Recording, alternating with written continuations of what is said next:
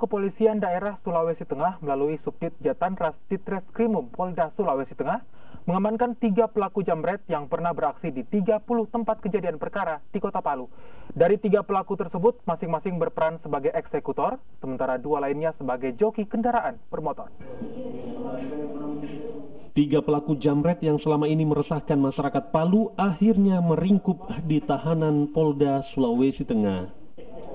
Ketiganya kerap beraksi sejak tahun 2018, telah melakukan aksinya sebanyak 30 kali. Hasil penyidikan Polda Sulteng, ketiganya menyasar wanita yang sementara berkendara dan berada di tempat yang sepi. Kepala Bidang Humas Polda Sulawesi Tengah AKBP Heri Murwono mengatakan, dalam aksinya pelaku tak segan melukai korbannya. Hasil jambretannya kemudian dijual di media sosial. Pihak kepolisian masih mencari sejumlah barang bukti hasil jambretan pelaku. Nah, tersangka IS bersama TLP sebanyak 3 kali. Nah, peran daripada UJ dalam setiap aksi juga senjata adalah sebagai eksekutor UJ, mengambil barang dan merampas barang dari korban. Sementara AAS atau AG dan TLP berperan sebagai joki atau pengendara motor yang ditumpangi oleh IS alias UJ. Kami sudah berusaha maksimal mungkin untuk mencari barang bukti yang begitu.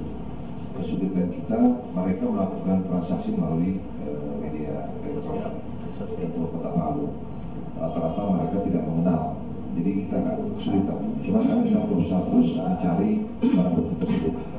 Dan insya Allah mudah-mudahan dengan doa, tekad semangat kami, serta pimpinan dari Mas Direktur maupun Pak Kapolda, kami berusaha untuk mendapatkan barang bukti itu semua.